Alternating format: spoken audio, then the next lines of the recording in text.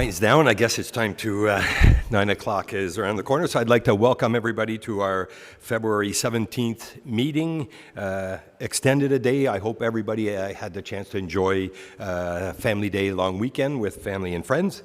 And I will get Madam Clerk to call this meeting to order. And then I just announced we have a special presentation to do. So, Madam Clerk. It's moved by Councillor Broad, seconded by Councillor Bergeron, that the meeting of the Council of the United Counties of Stormont, Dundas and Glengarry be hereby called to order. All in favor? Motion is carried. So before moving to the adoption of the agenda, I would like to take this opportunity to today that we are proud to recognize an exceptional member of our court services staff, Zoe Meunier. I'm trying to see in the room which one is Zoe. There is Zoe. Zoe joined us as a student back in April 2021, immediately impressing us with her eagerness to learn, strong work ethic, and passion for court administration. That same spring, she completed her law clerk diploma at Algonquin College with a 3.6 GPA, earning a place on the Dean's Honor List. Although she initially planned to pursue her paralegal license in the fall, Zoe chose to instead to support our team by accepting a temporary court services representative position. Her strong performance led to a permanent full-time role in June of 2022. Never one to step back from a challenge, Zoe returned to her studies in 2023 to pursue her paralegal license while working part-time here at SDG Counties. She completed her articling placement with Lynn Rivière, SDG's municipal prosecutor, and graduated in spring of 2025. Over the past year, Zoe has achieved several significant milestones. She graduated from the paralegal program, passed the paralegal licensing exam, becoming a licensed paralegal in Ontario, and she has joined the Ontario Prosecutors Association. Most recently, Zoe was the successful candidate for the junior municipal prosecutor position here at SDG Counties. She has embraced this role with the same confidence and professionalism that have defined her journey. Please join me in congratulating Zoe Meunier on her remarkable achievements. We are honored to celebrate her today and have her as a valuable employee here at SDG Counties.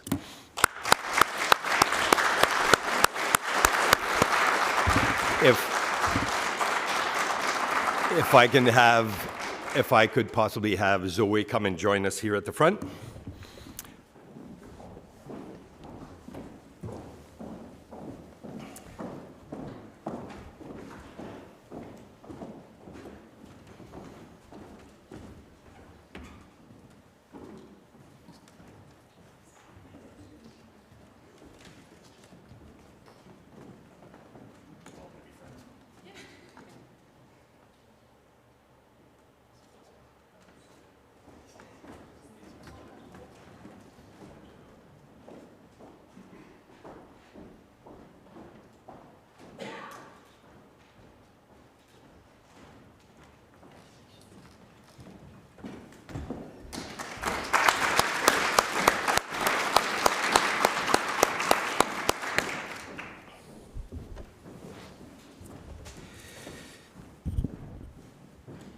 Nice to see young individuals step up in a role and be a big part of our team. With that said, Madam Clerk, if we can have the adoption of the agenda.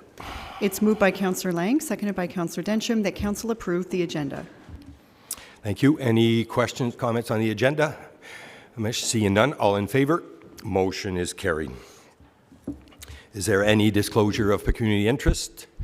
Seeing none. Moving on to the adoption of our previous minutes. It's moved by Councillor MacDonald, seconded by Councillor Lang, that the minutes of the meeting, including the in-camera minutes of the Council of the United Counties of Stormont, Dundas and Glengarry, held February 2nd, 2026, be adopted as circulated. Thank you. Any questions or comments? Seeing none, all in favor? Motion is carried. And now I would like to welcome our delegation. We have members of the City of Cornwall also presenting today. We have Melissa Morgan, Kathy Fisher, Bill Lister, and Tracy Bailey will be presenting. I believe I see Melissa getting up, so we'll let you start. I'd like to welcome CAO Tim Mills as well, that is present with us today. Welcome, ladies.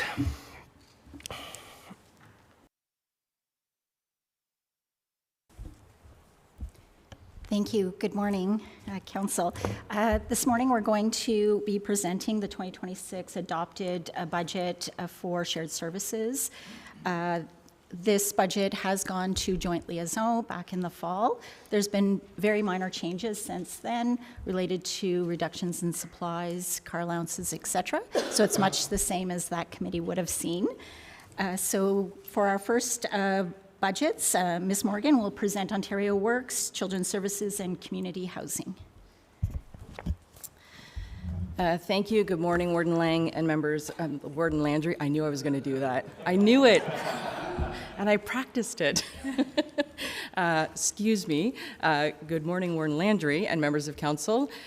First, I'd like to take the opportunity to thank members of the Human Services and Shared Services staff who, without their help, wouldn't be possible putting the budget together.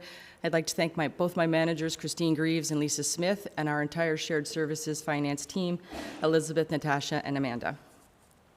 I'll start with Ontario Works. Essentially, Ontario Works pretty much stays stable year over year. There are minor variances that account for the Ontario Works budget in this year. The major reduction in this area reflects the lowering of staffing requirements due to operational changes, including our declining caseloads.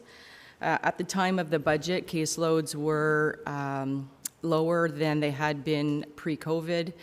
Certainly in the last several months, we have seen an increase in caseloads, but the average caseload does remain within operational levels at this point in time. The other major change with the Ontario Works budget is the introduction of the Community Safety and Wellbeing Program, which is now being delivered through this budget as well. In addition to the Community Safety and Wellbeing Program, the services and rents and internal revenue mainly cover on employment services, the little bit of employment services that we do provide, because employment services is now directly administered from a third party. That goes direct to that money, goes direct to clients. As well, the Ontario Works benefits are 100% provincially funded in this budget. The the remaining cost share of this budget for administrative purposes is 50-50 with the ministry, and that 50-50 is further shared with the United Counties at a 70-30 split. We have brought in contributions from reserves to offset some of the delivery of this program and to minimize the impact to the tax base.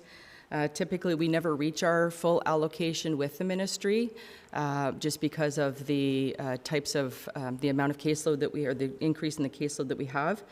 But we did bring in some revenue from reserves to offset, so the Ontario Works budget is actually coming in slightly under budget than it was the previous year. Any questions on the Ontario Works budget? I'll go with Councillor Densham and then Councillor Fraser. Good morning, Melissa, and thank you. Good morning. I'm just wondering, you're saying that the caseload is declining over years. Do you have a sense, or can you give us a sense for the numbers of cases and what it's kind of looked like and where you think it's headed? Yeah, absolutely. In 2023, just around the time of the asylum claimants, we had increased our case managers. We brought 3 case managers on because caseloads at that time, pre-COVID case to asylum claimant case, at the time of the asylum claimant, asylum claimant caseload, the height reached 2,306 cases. Right now, the average is about 1,973 cases in 2025. As of February 2026, our caseload is 2,165, which puts about an average of 115 clients per case manager.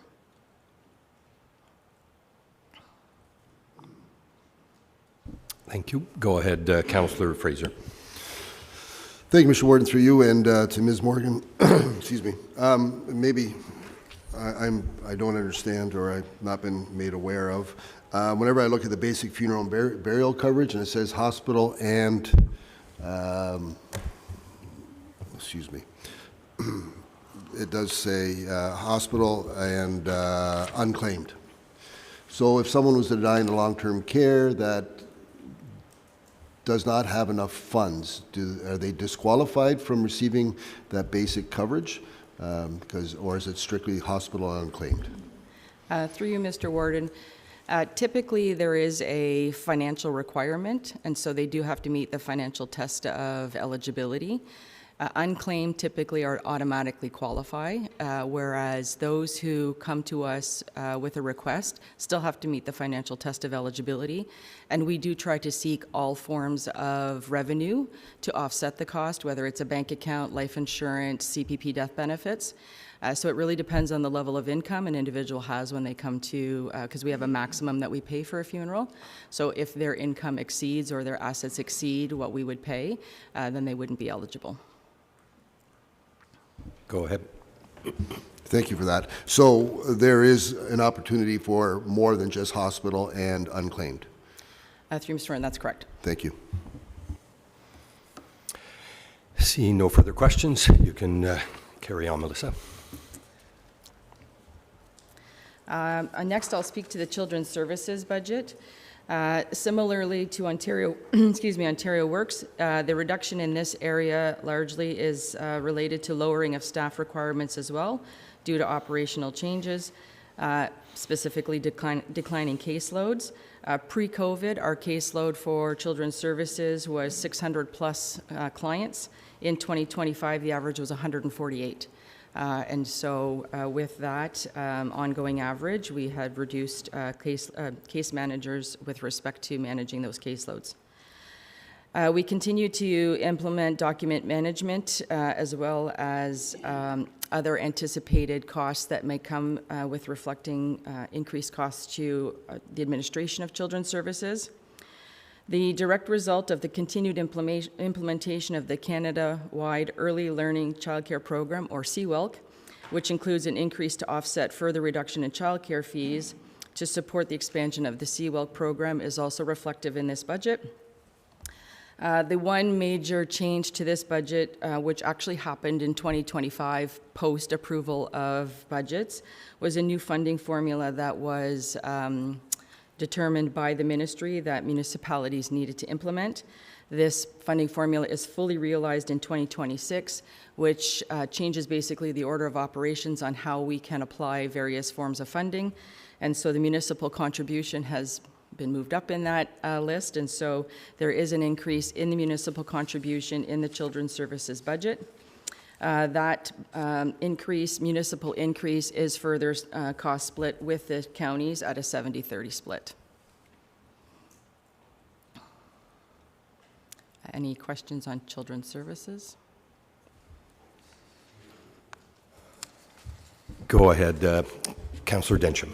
No, so again, thank you for the information. I guess what I would love to see as part of the package is what is the cost per individual served on average, and how does that compare to provincial standards and or other like-sized counties?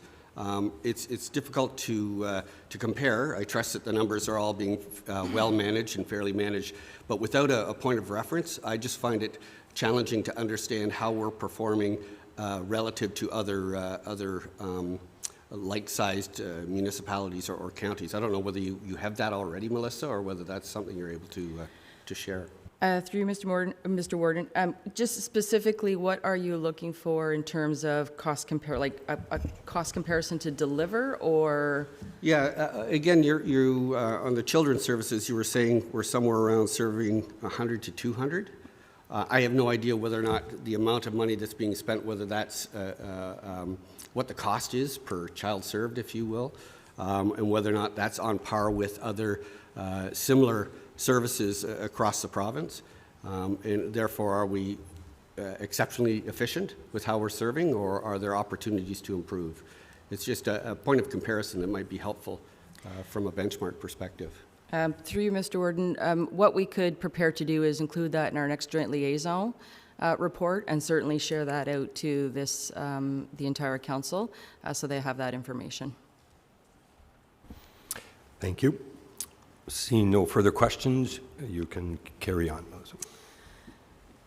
Okay, community housing. So community housing is made up of two different operating areas, housing programs and housing services. Housing programs is typically operated out of our 340 Pitt Street office, and typically those are programs that are 100% provincially funded, whereas housing services, that office is operated out of 559th Street, and they typically deal with the direct delivery of housing services or housing units across SDG.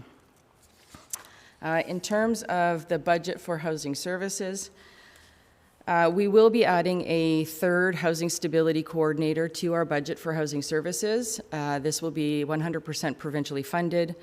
What we are finding is there is an increased number of individuals with various barriers that may be contributing to homelessness or housing precarity. And so we already have two housing stability coordinators or social workers. We will be adding a third this year just to offset some of that pressure and to address some of that need. We basically have held expenses to trend. The increases that we are experiencing are an increase in operational cost on the housing services side. In addition to those operational costs include the ongoing full year of Morrisburg, the planning for the onboarding of Massey Commons, and other services that we have seen slight cost increases in for cost of living. The support for under rents and services, we also continue to support ongoing implementation of a winter housing solution, our encampment response, and improved efficiencies and approaches to the maintenance of our properties. Costs have also been added to support the renewal of our 10-year housing and homelessness plan, so we have brought in some reserves to offset those expenses. Other adjustments have been made to reflect changes in program delivery, so the 100% provincial funding that I was talking about earlier, our OFI and COCHI programs, or the Ontario Priorities Housing Initiative, or the Canada-Ontario Community Housing Initiative program. There were changes in those guidelines this year. Specifically, COCHI, the province had determined a 9-year program for funding. And there was to be delivered in three-year phases. We are now in the third phase, and we're in year 1 of that third phase, and so they have decided to make some changes to that program in this final phase. And so that caused us to shift some of the priorities in how we are allocating funds to various programs.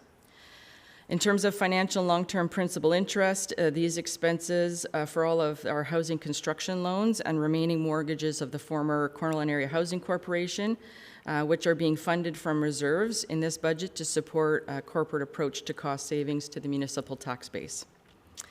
Financial and transfers, the ministry, as I mentioned, delivery has changed OFI and COCHI program guidelines. And in addition to this, we also have to do a cost match to complete our Canada Mortgage and Housing Corporation funding, which we received 2 years ago. It's a multi-year program, and so those go to the direct support of the upkeep and maintenance of our housing units across the region. As mentioned earlier, contribution to the regeneration reserve has been decreased to support the end of mortgages which are planning for providers. In terms of revenue, a total contribution from reserves of $1.3 million is being allocated to our revenue to offset general operating expenses, principal and interest on loans, and the cost of the 10-year housing renewal program. The split with the administration of municipal tax-based funding for these programs or for housing is based on units, and it is a cost split of exactly 79.28 to 20.72% for the counties. And that's it for housing. Any questions? Go ahead, Councillor McDonald. Thank you, and through you, Mr. Warden. You mentioned $1.3 million offset revenue for operations, and I think total reserves declined from, say, near $6 million to $3.5 million, plus or minus. So you can only do that one more time before we would be having to increase the rate. From a financial perspective, is that drawdown in this particular department sustainable? Through you, Mr. Warden, I will also look to Ms. Bailey for this. No, mathematically, it's not financially sustainable. Certainly, those are things that we considered over the last 2 years when we drew from reserves. It is something that we will have to reintroduce, and how we do that in the next coming budget years will be largely a decision that we make as a group. We're not the only ones who have drawn from reserves to offset some of our expenses, but I'll also look to Ms. Bailey from a holistic view on drawing from reserves if she has any comments. Thank you, through you, Mr. Warden. Ms. Morgan hit it on the head, I guess. There's not much more that I can add, except that a review will have to be done to ensure that we have the adequate reserves to support most would be our capital, more so than our operating. Any further questions? Seeing none. Do you have more to go? I have one more area, just with respect to capital. So we also do our capital, so what you'll see on the screen is our capital forecasting. We do support annually an annual contribution to capital to the ongoing upkeep and maintenance of our housing programs. It's important to note that we do have a base capital budget of just over $1 million for community housing, which is mandated by the province. And this was done as part of the provincial devolution from housing from the province to the municipalities in early 2000. What we do is we break our capital into 4 key areas. We have building interior, building exterior, building infrastructure, and the outside grounds. And so the next couple of slides basically just indicates, based on our asset management plan, we just completed an update to our asset management plan for the next 5 years. And so what you see in the next couple of slides are those key areas as identified in our asset management plan, or basically things that are either health and safety or life-saving measures that we need to address over the next year. As well as I mentioned earlier, CMHC has provided us with some funding for largely energy efficiency upgrades. And so what you'll see over the next several slides are the things identified for us to address in the 2026 year for our ongoing capital expenses. And these capital expenses are in all of our buildings across the whole region. I think one of the biggest projects we have to undertake is the replacement of our system at our 540 Adolphus project, which is on cogen, and that's coming to the end of that life cycle of that project. And so we have to spend some significant dollars to make sure that that building comes off of cogen and goes on to its own other heating source. Thank you. I'll go to Councillor Lane. Thank you, Mr. Warden. Through you. Thanks for the report. Just a question on the building interior. We're dropping from 755 to 65. I assume it's in thousands, yes. Can we manage that? It seems like an awful drop. And I'm sure as we have turnover in some of these apartments, there's likely a lot of renovations or cleanup or refreshing up to do every time. Mm-hmm. Through you, Mr. Warden. So some of the building interior can actually be done in-house through our maintenance department. We also have a unit turnover team. So when some of the apartments are vacated, we determine at that point whether or not they are on the list in our asset management for full, reconstruction of kitchens, things like that. If the kitchen, as an example, is in good enough condition, our interior maintenance team will come in and do the painting, and so that saves us a lot of money in terms of we have an in-house electrician, so all of that can be done in-house before we need to spend additional dollars to upgrade those units. Otherwise, we do try to follow our asset management plan. If we get too astray from our asset management plan, that's when we tend to get into trouble. Thank you. Any further questions? Seeing none. So I'd like to take the opportunity to apologize. So I kind of took it for granted. Most of us around the table know our partners over at the city, but for those listening in, so Melissa Morgan is the General Manager of Human Services over at the city. Presenting, I believe, next will be Ms. Kathy Fisher, which is the Administrator at the Glenstore Dunn Lodge. And lastly, we have Bill Lister, which is the Chief of the Cornwall SDG Paramedic Services. So for those listening in. And lastly, we have Tracy, I think, that will accompany all of them through as the finance treasurer with the city as well. So moving forward, welcome Kathy. Good morning, and thank you for having me. Glenstore Dunn Lodge is home to 130 residents. We also have 2 respite beds where we welcome in persons from the community. And this is a very special place, and today I'd like to present to you our budget. Our revenue had an increase of 1.09% overall, and this is just very high level to share for you. Our Ministry of Health and other PSW wage enhancement saw a decrease of just over $86,000. This is directly related to a decrease of PSWs in the field and PSWs coming to our home to train.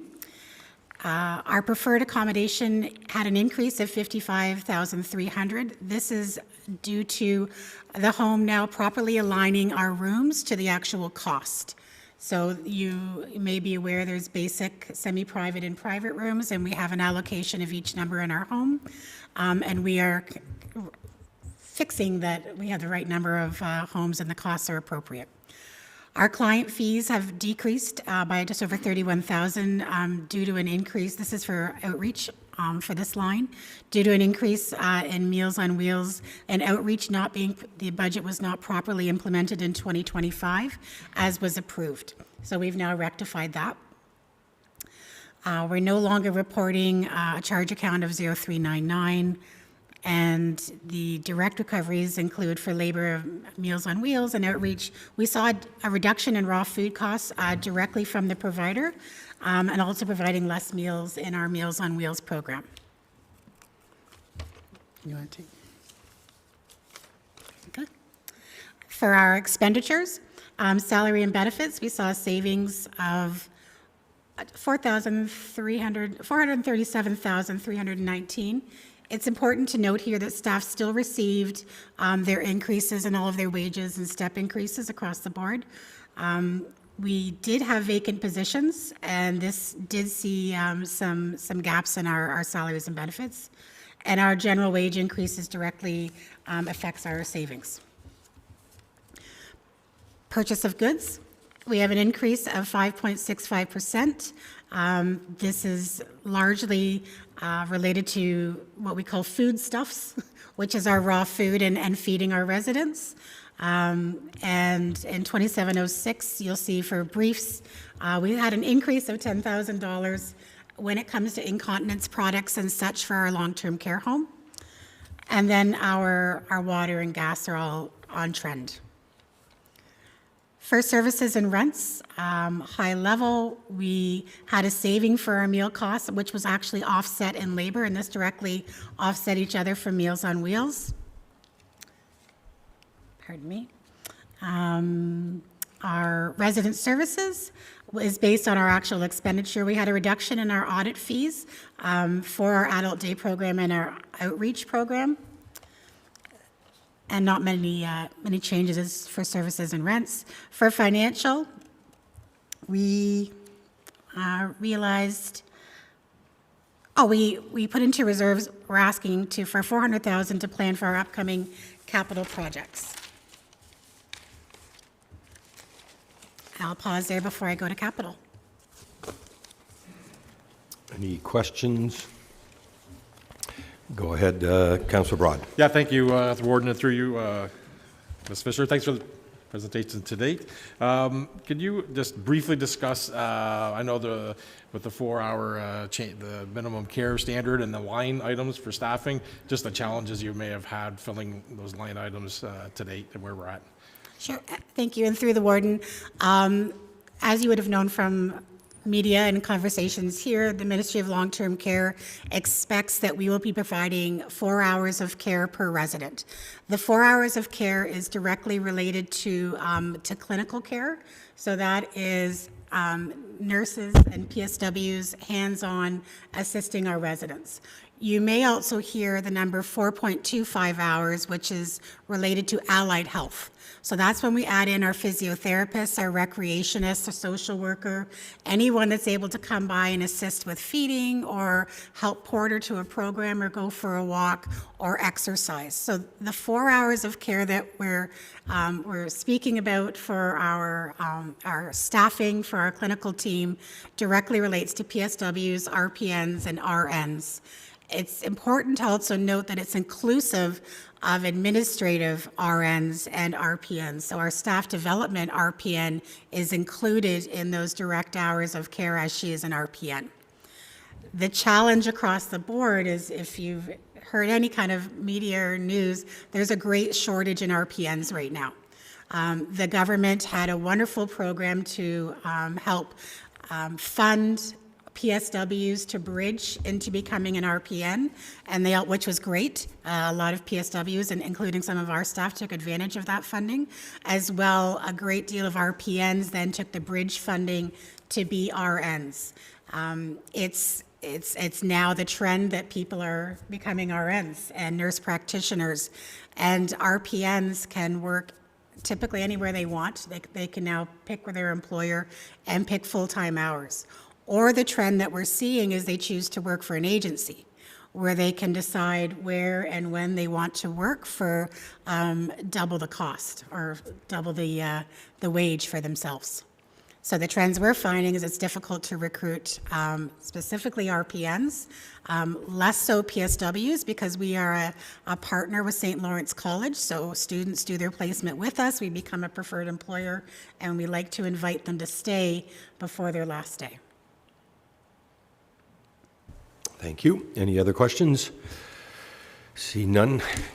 Carry on, Kathy.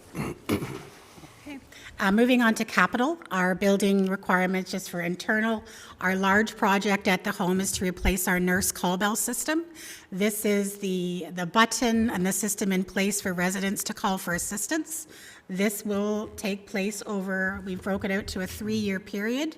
We'll start in 2026 with one home area and one floor, and then 2027 do 3rd floor, and then 2028 do 4th floor. Also internally, we need to replace all of our handrails. This is for IPAC measures, and it's needed across the home. Currently, they're wood and veneer and chipping away, and most are moving towards a PVC product.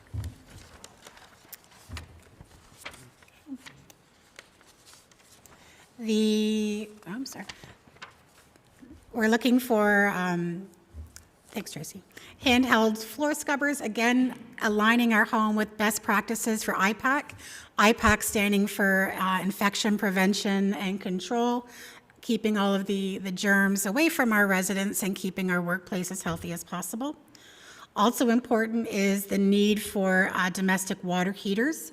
We have 4 main water heaters on site, as well as 2 that serve our kitchens, so a total of 6 water heaters, and they are slowly being red tagged. So we've just emergency replaced 1 and looking to replace our tanks over the next 4 years.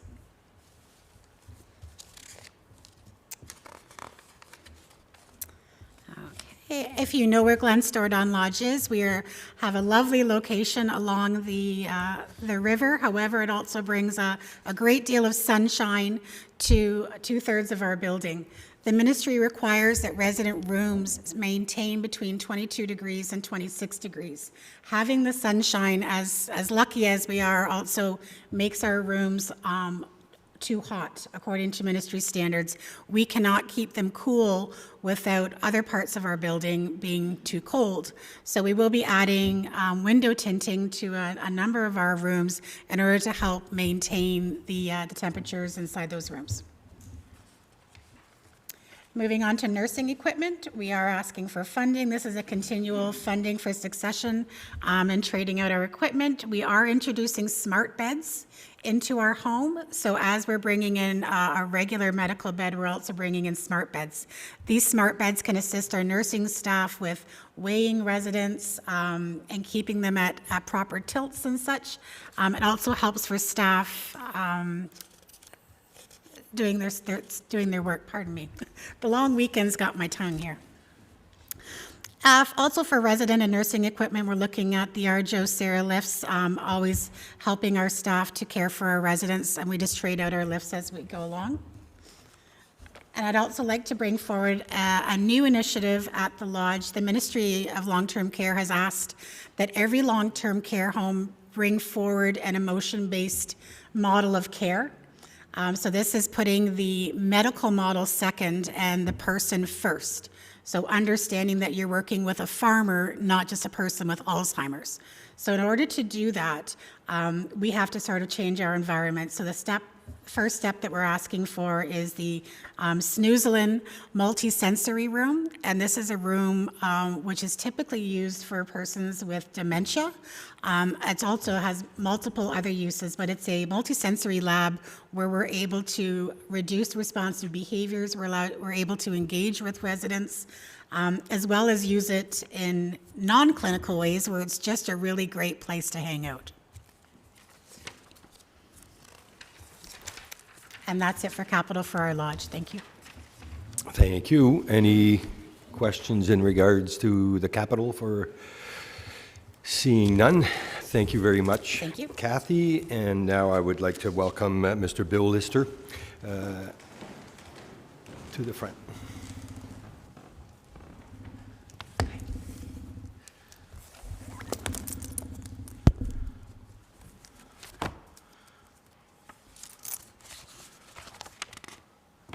Hello, everybody.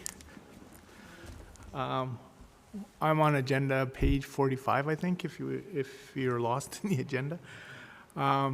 So I'm going to present the ambulance budget for Cornwall, Stormont, Dundas, and Glengarry. To put this in context, we do about 55 calls a day or 1,600 calls a month, and this budget's here to support that kind of work. So in effect, it's a really busy place, and we're going as fast as we can with everything we do. The salaries and benefits, represent the increase in steps and cost of living. There's a bit of an explanation here because we run the community paramedics program as well, which is provincially funded. And it's kind of, the staffing models are always in equilibrium. So people move between the two divisions. And the 0.5 increase in paramedics is actually just a correction in where they're working. We mostly subsidize that with a lot of long-term injury and WSIB claims. So there's a ebb and flow. So it's been a while that we've been doing that program, and that's what you see there is the 0.5 increase in where they're working. Other than that, the staffing levels have remained unchanged. Remembering last year, we had a significant increase in our staffing. Goods and services, we used a 3-year trend to forecast that. Medications are a bit of a concern. They're a little bit of a wild card, but we trended well over the last 3 years, and we use those numbers. We continue to contribute to reserves to pay for our capital expenses, which is the things like ambulances and stretchers and so on. Our revenue is funded roughly a little less than 50% from the ministry, a little less than 50% from the provincial government. And we anticipate that, and this is an assumption, around 6% will increase over the next year. And that counts towards our revenue. We never normally really know what we're going to get from the province until it's getting later and later in the year. Last year it was August, so we ran almost 8 months on a promise. And we anticipate we'll come in somewhere around there, but there might be some adjustment. Our Capital, we continue to replace equipment at end of life. If you wish to come and visit and see how packed to the rafters we are over there, we need a base expansion. When we built the base in 2014, it was anticipated we would have space till 2020. We now are over capacity and we're looking at adding to the building, which will basically be 90% garage space. We're obligated to make sure all ambulances are protected from the environment, and right now we are not meeting that criteria. It's hard on medications, it's hard on, because they have to be temperature controlled and so on. First phase of that is, let's see what we can do. We've got lots of land, so we're looking at the plans for an addition to primarily garage space on the existing property. There are some pictures of the Capitol. These are typical normal replacement items that just they wear out as we travel through time, and they're due for replacement. So this is nothing new. We're replacing 3 ambulances, a CPR device, which was state-of-the-art. Now it's routine practice almost across the province. The power load systems, which are they're basically hoists that lift the stretchers and the patients into the back of the ambulance. For the industrial people around the room, they're kind of like forklifts that just lift people. They're attached to the truck. They're a great tool. I don't think I could get them out without a mutiny. Then there's a picture of stretchers. If you notice the price of those, they're not cheap, but they wear out, and it's time to replace a few of those. The stair chairs, we use those for carrying people up and down stairs, mostly down the stairs. They rather that than going up the stairs, but every now and then we have to do that as well. And that's the tool they use for that, and we're just replacing that. The last item is the public access defibrillators. Some of them are reaching 20 years, and it's time to replace them. The implementation of the PAD program was 100% grant funded. Every PAD that we have out there was grant funded, with the promise that when they wear out, it's up to us to replace them. So we're at that phase now where we have to start replacing the PADs. So they'll go out of service and we'll replace them with new ones, and that's the end of the capital project. That's the majority of the budget presentation. Thank you. I'll start with Councillor McDonald. Thank you, Mr. Warden. Bill, my question is just on, I know we've been having trouble getting ambulances. So we've ordered 3 for 26, 27. Do we anticipate actually getting them in those years? We won't get them till the year after that. So we ran into some troubles this year. 2 ambulances went down over the Christmas break. We were pretty much, we're at critical levels. So what we're going to do this year, and we'll bring that forward in a variance report in the first quarter, is the ambulances that we are retiring, we're going to basically put new powertrains into them and try and run them longer than they've ever run before. That's the only way we can kind of try and keep up to what we're doing. So yeah, it is a problem. We're working across the province to try and sort it out, but there's no immediate solutions. Okay, thank you. Any other questions? Councillor Fraser, and then I'll go to Councillor McGillis. Thank you, Mr. Warden, through you. Chief, thank you for the presentation. It's always interesting to hear about the paramedic service. And the public access defibrillators, I recall fairly clearly whenever they were brought in as a retired member of the Volunteer Fire Service, and the challenges of location. Is there any information available to the local municipalities through you to establish the effective location, the usage, the amount of usage, the frequency, information like that that's available to us, so maybe we think that we need a better spot? Thank you. Thank you. Through you, Mr. Mayor. It's a very good question, and actually, it's a good time to pivot our approach. When it was a grant program, it was specific in the grant that it should be for municipal buildings that have frequency of guests visiting, okay? So like a pump station that just is sewage not warranted, but like a library, yes, it would be warranted. So we're anticipating that. We're actually trying to develop the program so that there's more of them around. And we're in the process of building a kind of like a RFQ or public document to say, you know, this is what we can do and this is what we can't do.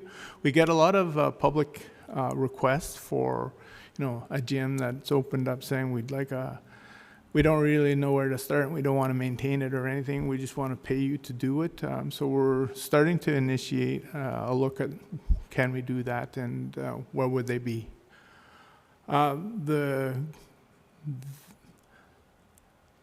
The best place for them truly is in homes of people of high risk, but we can't do that. So the frequency compared to that, so we compare our sudden cardiac arrests, that's where they really become valuable. And most of those sudden cardiac arrests don't occur in municipal buildings. So it's a little tricky to kind of balance where we're putting them. It's a good safety catch right now. We did do 7 last month, sudden cardiac arrests. So it's an indication of the value of the program. If I may, thank you for that information, Chief. And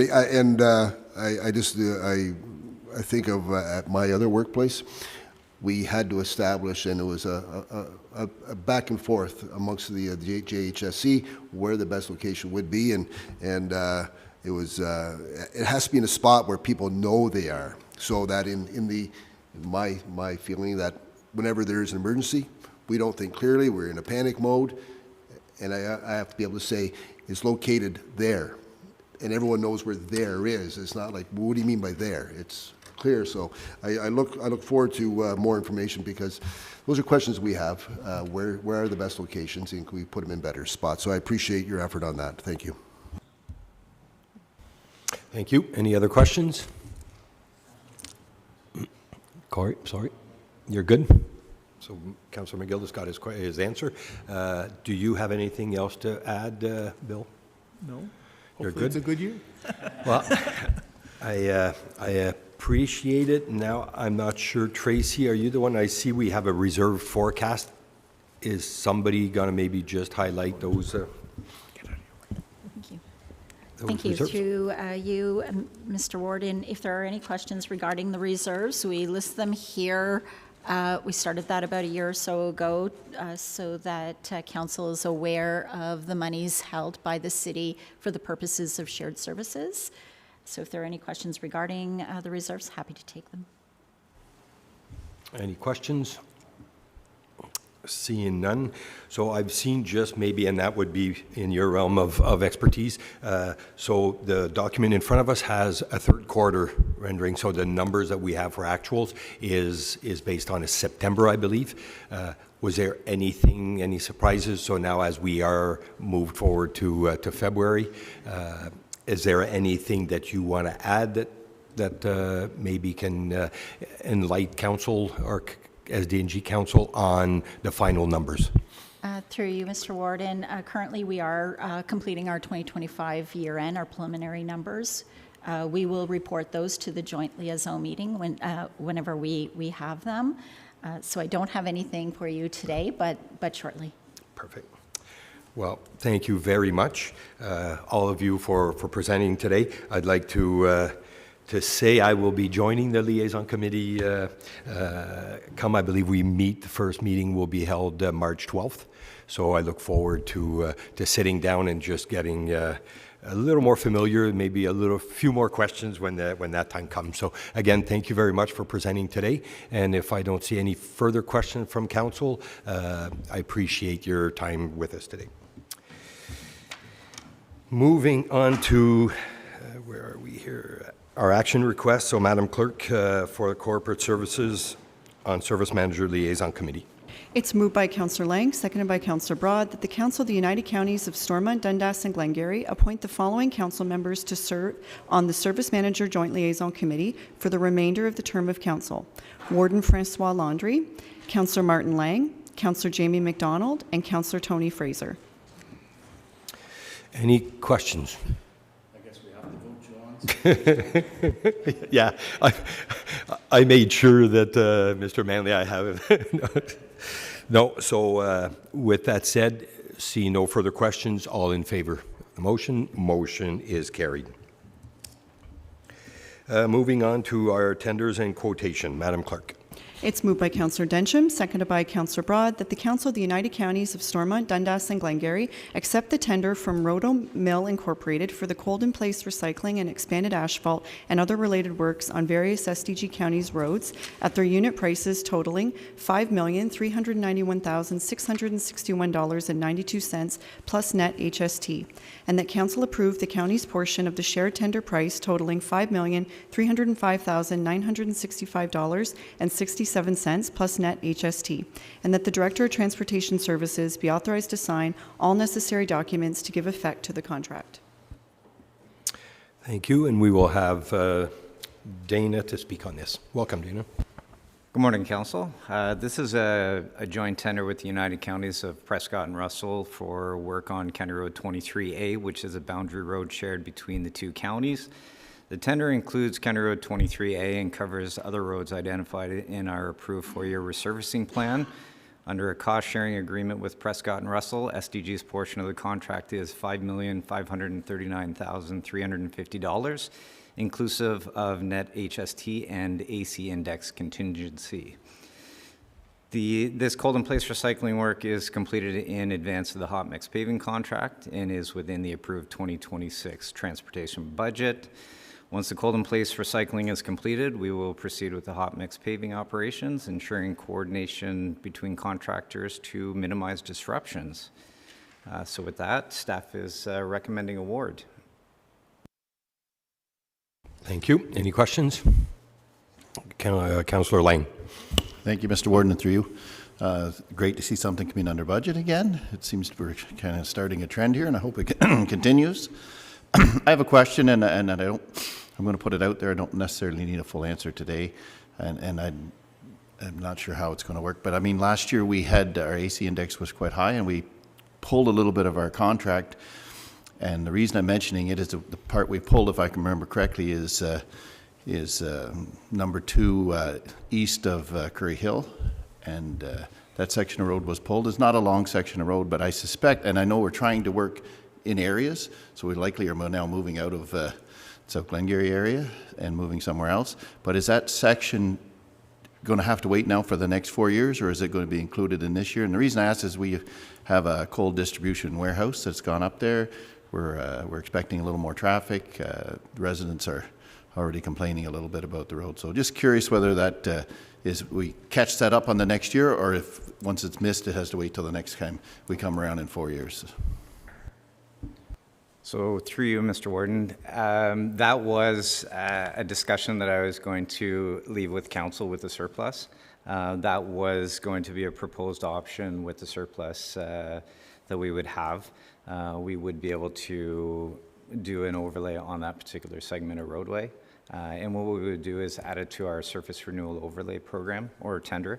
And bundle that up with the work that South Glengarry would be doing. So we would still be receiving competitive prices through that process and would be an option for council to approve. So I'm very interested when that discussion happens. Thank you. Any other questions? Seeing none, so all in favor of the motion. Motion is carried. Moving to our hot mix tender. Again, I It's- believe, Dana, you're presenting that as well. Go right ahead. First, it's moved by Councillor McDonald, seconded by Councillor Lang, that the Council of the United Counties of Stormont, Dundas, and Glengarry accept the tender from Cornwall Gravel Company Limited for the hot mix paving and other related works on various SDG County roads at their unit prices totaling $6,886,862.50 plus net HST, and that Council approve the county's portion of the shared tender price totaling $6,788,626.25 plus net HST, and that the Director of Transportation Services be authorized to sign all necessary documents to give effect to the contract. Thank you, Kim. Go ahead, Dana. This joint tender includes resurfacing work on various county roads identified in the approved four-year resurfacing plan, including County Road 23A, which is a shared boundary road. The work on County Road 23A is being completed in partnership with the United Counties of Prescott and Russell under a cost-sharing agreement. SDG's portion of the tender is $7,208,106, inclusive of net HST and AC index contingency. Both cold-in-place recycling and hot mix paving tenders work within the approved 2026 budget, resulting in a combined surplus of $452,543. So staff are recommending award and an open discussion for the surplus. Thank you. That's great to hear. Any questions in regard to hot mix? Seeing none, all in favor? Motion is carried. Moving on to our consent agenda, Madam Clerk. It's moved by Councillor Broad, seconded by Councillor Densham, that all items listed under the consent agenda section of the agenda be received for information purposes. Thank you. Any questions on our consent agenda? Seeing none, all in favor of accepting the reports? Motion is carried. Moving to our boards and committees, starting off with the Warden's report, I think that we're getting, as you notice, the Warden's golf tournament has been scheduled in for July 10th, so that's, thank you for administration to look into that. We're getting ready for council to be attending Good Roads up in Toronto, and there'll be more to come by the over next month. So moving on to Joint Liaison Committee. Martin, did you want to speak on that? We haven't had anything since last meeting. I don't believe no. so. Coming And up, as you said, coming up before long. And again, we did get the presentation today that kind of falls and gives us, so did you bring them in just to help you with this? So that's good. Moving over to library, Councillor Broad. Thank you, Warden, and through you. Had a wonderful meeting last week in the village of Chrysler during their carnival, so thanks for the Warden for hosting us afterwards to experience Chrysler. But more importantly, we're at the Chrysler Library, and we started discussions on a feasibility study, which we've talked about before, possible expanding of that library with the great use that it has through the schools and the community in Chrysler. The board also did a self-evaluation to see where we felt we stood, and we also talked about looking at our strategic plan going forward, and there'll be activities this summer. But more importantly, in our next council agenda, you're most likely going to see the communication and marketing plan, the Maker Lab plan, the technology plan, the operational plan, as we pass that, or we have that as action items at our last meeting. So we'll be excited to share upcoming activities in the library system for 2026. So you'll see that in the next agenda package, and we can talk about it then, and I'm sure Rebecca would like to share more on that. Most importantly, our book club, we finished reading The Pull of the Stars and discussed it, and we're on to our next one by Sherry Lapina, The Couple Next Door. So enjoy the library, as Lachlan McDonald has here his library books, so continue to enjoy our libraries, all 15 of them throughout SDNG. Thank you very much. And we did get the opportunity, before I go to Councillor McDonald, we had a little team building after and participated in our local carnival. So every member that joined us were welcome into our community. So that said, go ahead, Councillor McDonald. Additionally, if I can sell a little bit more, and through you, Mr. Warden, is, so I actually read this book over the weekend, which was great because I'm generally reading unfun books, but those unfun books give you amazing facts. Like, if you read for 30 minutes a day, you actually add 23 months to your life. And that book is just one thing, which you can also get at your local library. And then something is our Library of Boring. You can learn special or new skills. And in this book, again, it said you can add brain cells potentially later in life if you learn a new skill. So I was thinking for Councillor MacDonald, that might be something he'd be interested in. He doesn't need it. He's pretty special how he is.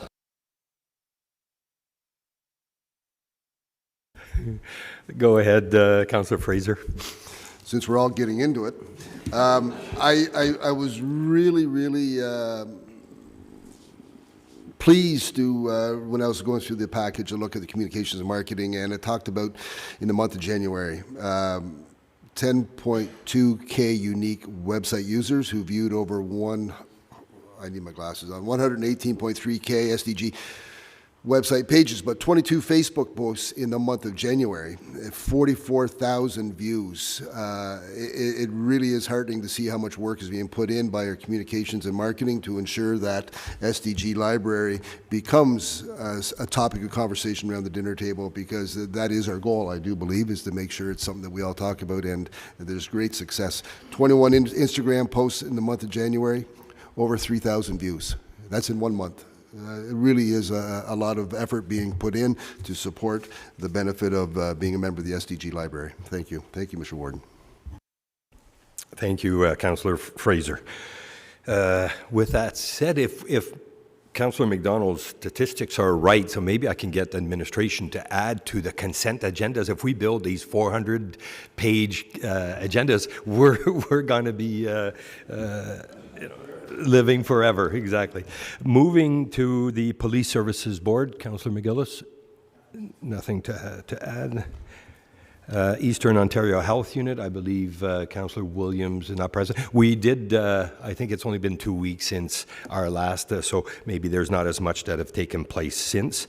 Moving to the Glenstore Dunn Lodge. March 18th, next meeting. Thank you. St. Lawrence River Institute, Councillor Guindon, seeing nothing. The Raisin South Nation Source Water Protection Committee, Councillor Bergeron, nothing. Municipal Advisory to Algonquin Land Claims, you sure? Thank you. Regional Incentive Program, Councillor Densham. Yeah, there's been no meeting, but we are quickly reaching the deadline to submit for the RIP program, which is, the deadline is Friday, March the 13th, so I encourage any business who is still thinking about getting their application in to do it quickly. And that goes also to council, if you do see where there's a need in that could help in your community as well, to reach out. Rural Education Committee, nothing there, thank you. Social Development Council, again, Councillor William is not present. SDG Forest Working Group. Martin Lang, seeing nothing. And last, Councillor Broad with Border Mayors Alliance, nothing to report. Thank you. So going to key information, I'll get Maureen to speak on her updates. Thank you, Mr. Warden. So just provided a brief summary of some of the things that were going on in January. I have a little bit on upcoming dates just to talk about our next couple of council meetings, March the 16th and April the 20th. Good Roads, as was mentioned, is coming up at the end of March, March 29th to April the 1st. And Warden Landry also spoke about the golf tournament, so that is on Friday, July the 10th. So we're hoping everybody marks that off on their calendar. On the human resources side, we're still proceeding with several recruitments, and we're also starting to look at our summer student recruitments. They'll be underway shortly. But if council has any questions, I'm certainly available to answer anything. Any questions? Seeing none, moving over to nothing, so I guess we're going to ratification. It's moved by Councillor Lang, seconded by Councillor Densham, that bylaw number 5523, being a bylaw to adopt, confirm, and ratify matters dealt with by resolution, be read and passed in open council, signed and sealed.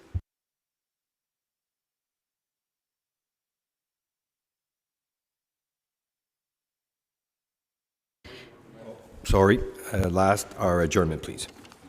It's moved by Councillor Bergeron, seconded by Councillor Broad, that council adjourn to the call of the chair. Thank you. All in favor? Motion's carried.